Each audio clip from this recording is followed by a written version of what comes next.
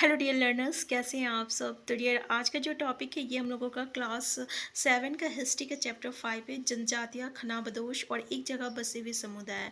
तो चलिए हम लोग डिस्कस करते हैं डियर। तो इससे पहले का चैप्टर का लिंक आपको डिस्क्रिप्शन बॉक्स में मिल जाएगा या आप प्ले लिस्ट में जाके देख सकते हैं डियर। ठीक है, तो यहाँ पे हम लोग चैप्टर 2, 3, 4 में डिस्कस किए कि किस तरीके से अलग अलग राज्य आया और उसका उत्थान हुआ, उसका पतन हुआ। ठीक है, और इसके बीच में जो है बहुत सारे नए नए बहुत सारे किस्म के शहर जो है और गांव जो है फले फूले, और बहुत ही इतने लंबे समय का अंतराल में बहुत ही महत्वपूर्ण राजनीतिक, सामाजिक और आर्थिक परिवर्तन हुआ। ठीक है, लेकिन ये जो सामाजिक परिवर्तन था ना, ये एक जगह नहीं था, अलग अलग जगह पे अलग अलग तरीके से ये सामाजिक परिवर्तन विकसित हुआ। तो इस इस उपमहाद्वीप के बड़े हिस्से में समाज वर्ण के नियम अनुसार पहले से ही विभाजित है। मतलब यहाँ पे समाज ठीक में जो नियम था वो पहले से ही बताया गया था। जैसे ब्राह्मण जो थे ना, कुछ नियम बनाया था जो कि बड़े बड़े राज्य और राजा उसका पालन करते थे, और इसी के बीच में आपका ऊंच नीच और अमीर और गरीब का जो फासला था वो बढ़ा। तो दिल्ली के सुल्तानों और मुगल के काल में आपका श्रेणी बंद समाज जो था वो बहुत ही जटिल हो गया। ठीक है, ये पॉइंट इंपॉर्टेंट है, याद रखिएगा कि दिल्ली के सुल्तान और मुगल के काल में श्रेणीबद्ध समाज आया। श्रेणीबद्ध समाज मतलब क्या हुआ डियर, कि कोई समाज है ना बहुत ही गरीब है, सॉरी मतलब कुछ लोग जो है बहुत गरीब है, कुछ लोग जो है बहुत अमीर है, कुछ लोग जो है बहुत ऊंचे जात के थे, कुछ नीचे जात के थे। तो इस तरीके से श्रेणीबद्ध समाज जो है हुआ। नेक्स्ट है बड़े शहरों से परे जनजातीय समाज। अब देखिए यहाँ पे एक जनजातीय समाज है। ठीक है, अलबत्ता दूसरे तरह के समाज भी उस समय मौजूद थे। ठीक है, देखिए ये आपका समाज का बात कर रहा है, अलबत्ता एक समाज का नाम है।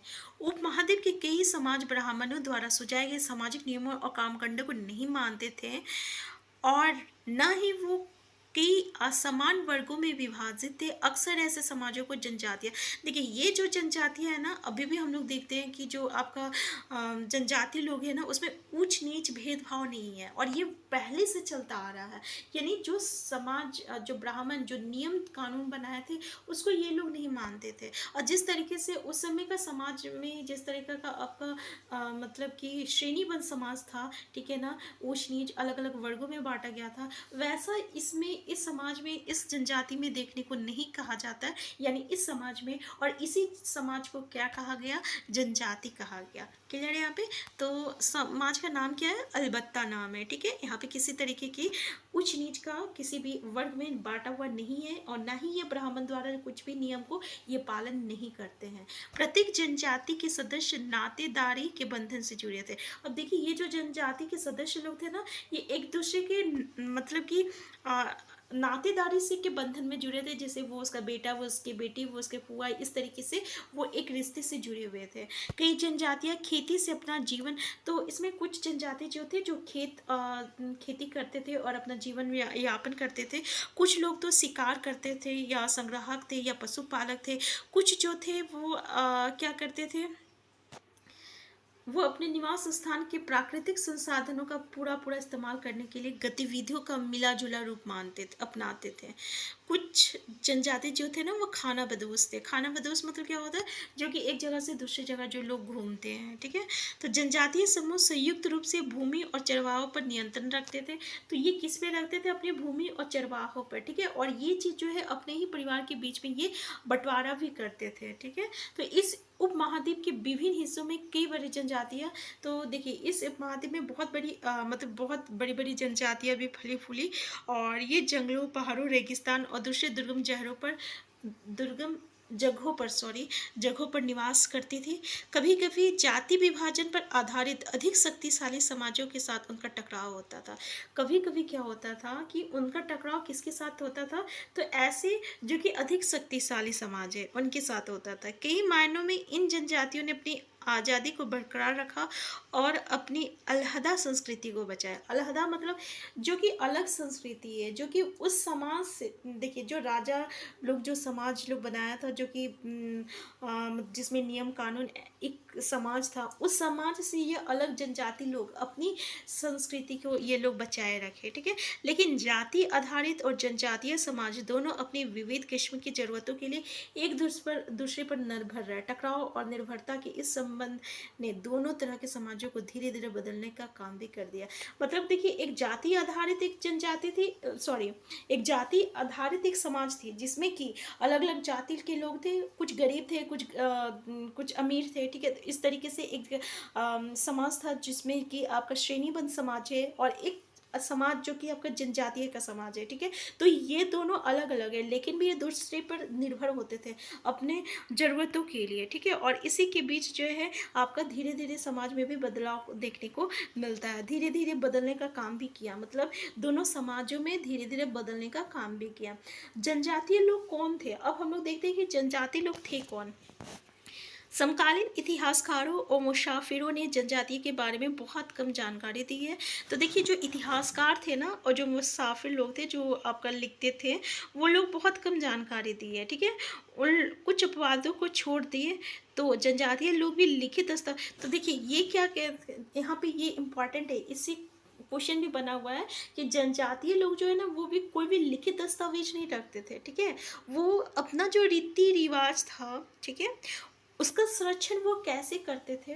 तो पता है वो आपका संरक्षण कैसे करते थे, जैसे कि दादा कैसे बोलते हैं, भाई देखो मेरा ये नियम है, ये कानून है, वो अपने बेटे को बताता है, जब वो मर जाता है तो फिर उसका बेटा उसी नियम कानून को वो फॉलो करता है, और फिर वो जो है वो अपने बेटे को बताता है। तो इस तरीके से पीढ़ी दर पीढ़ी जो है परंपरा जो है इसका संरक्षण होता है। लेकिन ये किसके थ्रू होता है, तो ये वाचिक परंपराओं का इस्तेमाल करता है। वाचिक मतलब बोलकर, जो दादा बाप को मतलब दादा जो है बेटा को बोल के गया, बेटा जो है अपने बेटा को बोल के जाएगा। तो इस तरीके से जो है वाचिक तरीके से बोलचाल से, यहाँ पे कोई लिखित दस्तावेज नहीं है, ठीक है, जनजाति में। तो इस बात का याद रखिएगा कि जनजाति लोग जो अपनी संस्कृति को बचाए, अपनी संस्कृति को जो है किस तरीके से वो मतलब कि ये मतलब कि संरक्षण करके रखते थे, तो वाचिक तरीके से, ठीक है।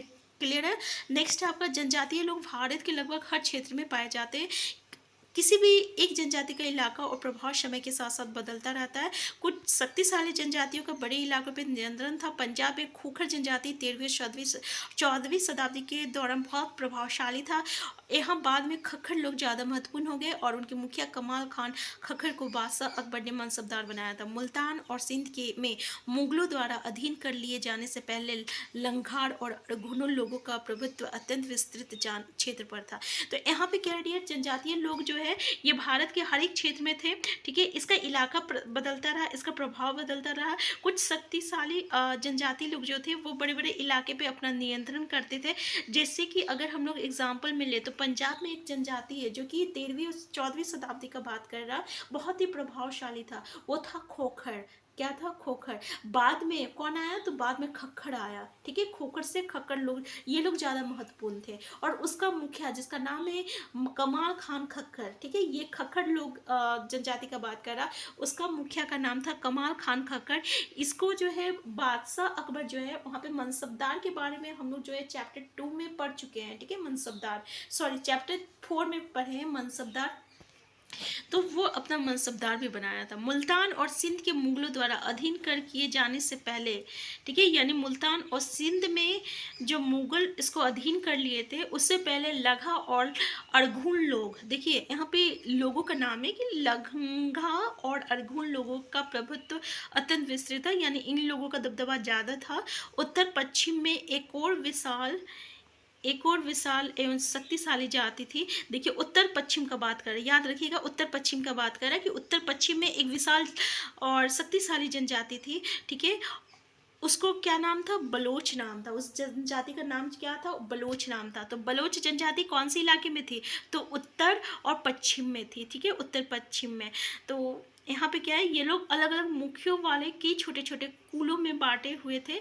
पश्चिम हिमालय में गड्डी गढ़ियों की जनजाति रहती थी और उप महाद्वीप के सुदूर उत्तर पूर्वी भाग पर भी नागा, अहोम और कई दूसरे जनजातियों का पूरी तरह प्रभुत्व था। तो देखिए ये सब पॉइंट इम्पॉर्टेंट है, ठीक है ना, कि ये लोग जो थे ना अलग अलग कुलों में बांटा गया था। जैसे कि अगर पश्चिमी हिमालय का बात करें तो वहाँ पे गड़ियो, ठीक है, तो इसकी जनजाति रहती थी किसमें, पश्चिमी हिमालय में। और अगर हम लोग उत्तर पूर्वी भाग का बात करें, सुदूर उत्तर पूर्वी भाग का बात करें, तो वहाँ पे नागा था, अहोम था। तो नागा अहोम क्या है, ये नागा अहोम जनजाति का नाम है, ठीक है। नागा अहोम क्या है, जनजाति का नाम है, जो कि कहाँ रहता था, तो ये उत्तर पूर्वी सुदूर उत्तर पूर्वी भाग में बसा था। और कई दूसरी जनजातियों का पूरी तरह प्रबंध, और भी बहुत सारी जनजाति थे, तो हम लोगों को यहाँ पे नागा अहोम के बारे में बताया गया है, ठीक है ना। और पश्चिमी हिमालय में कौन सा था। नेक्स्ट है आपका मौजूदा बिहार और झारखंड के कई इलाके में। देखिए बिहार और इलाके में 12वीं सदी तक क्या था कि चेर सरदारसियों का उदय हो चुका था। चेर याद रखिएगा, चेर, ठीक है। ये कहाँ है, झारखंड और बिहार का है, ठीक है। देखिए कभी कभी कैसे आपका मैच द फ्लोइंग पूछा जा सकता है कि ये जनजाति कौन सा इलाका का है, तो चेर जनजाति यहाँ बिहार और झारखंड में बोल रहा है, ठीक है। बादशाह अकबर के प्रसिद्ध सेनापति राजा मानसिंह जो है 1591 में इन पे हमला किया था और इसको हरा दिया था, और इससे अच्छा खासा धन भी लूटा था, लेकिन वो पूरी तरह से इसको अधीन नहीं बना पाया था। औरंगजेब के समय में मुगल सेनाओं ने चेर लोगों के कई किलों पर कब्जा किया था, और इस जनजाति को अपना अधीनस्थ यानी हरा के अपना अधीन कर लिया था। और इस क्षेत्र में रहने वाला महत्वपूर्ण जनजातियों में कौन सा जनजाति था, तो मुंडा और संथाल जनजाति था। और ये जो मुंडा और संथाल जनजाति है, ये उड़ीसा और बंगाल में भी रहते हैं। क्लियर है, कहाँ रहते हैं, उड़ीसा और बंगाल में भी रहते हैं। कर्नाटक और महाराष्ट्र की पहाड़ियाँ कोली, बेरात तथा कई दूसरी जनजाति के निवास स्थान है। कोली और बेरात ये कर्नाटक और महाराष्ट्र में है, ठीक है। कोली लोग गुजरात के कई इलाकों में भी रहते थे। देखिए कोली लोग जो है ये गुजरात के कई इलाकों में भी रहते थे, और कुछ जो है दक्षिण में कोरागा, वेतर, मारवाड़ और दूसरी जनजातियों की विशाल आबादी थी। कुछ और दक्षिण में, देखिए दक्षिण में कौन कौन सा था, तो कोरागा, वेतर और मारवाड़, ठीक है। भीलों की, अब भील भील याद रखिएगा, भील बहुत बड़ी जनजाति थी जो कि पश्चिमी और मध्य भारत में फैली हुई थी, ठीक है। तो भील क्या है, भील जनजाति का नाम है जो कि आपका पश्चिमी और मध्य भारत में फैली हुई थी। 16वीं सदी का अंत आते आते उनमें से एक जगह बसे हुए खेतियार और यहाँ तक कि जमींदार बन चुके थे। और 16वीं सदी में क्या हुआ था, ये खेतियार और जमींदार बन चुके थे, ठीक है, ये जनजाति भील जनजाति। तभी भी भीलों की कई कुल शिकारी संग्राहक बने रहे, और मौजूदा छत्तीसगढ़, मध्य प्रदेश, महाराष्ट्र और आंध्र प्रदेश में गोंड लोग बड़ी तादाद में फैल रहे हैं। देखिए गोंड लोग क्या है, जनजाति का नाम है। ये छत्तीसगढ़ में, मध्य प्रदेश में और महाराष्ट्र में और आंध्र प्रदेश में ये लोग बहुत ही ज़्यादा मात्रा में फैले हुए थे। क्लियर है यहाँ पे जनजाति के बारे में। एक बार देख लीजिएगा कौन सी जनजाति कहाँ कहाँ की है, ठीक है। नेक्स्ट हम लोग का जो टॉपिक है ये आपका खाना बदोश और घुमंती लोग कैसे रहते थे, ठीक है। तो डियर इसको हम लोग नेक्स्ट क्लास में डिस्कस करेंगे। अगर आप चैनल में नए हैं सबसे पहले चैनल को सब्सक्राइब कर लीजिएगा। वीडियो हेल्पफुल होगा तो लाइक शेयर करना मत भूलिएगा, और आपकी कोई भी क्वेरीज होगा तो प्लीज़ कमेंट बॉक्स में बताइए। हम फिर मिलते हैं, तब तक के लिए बाय बाय।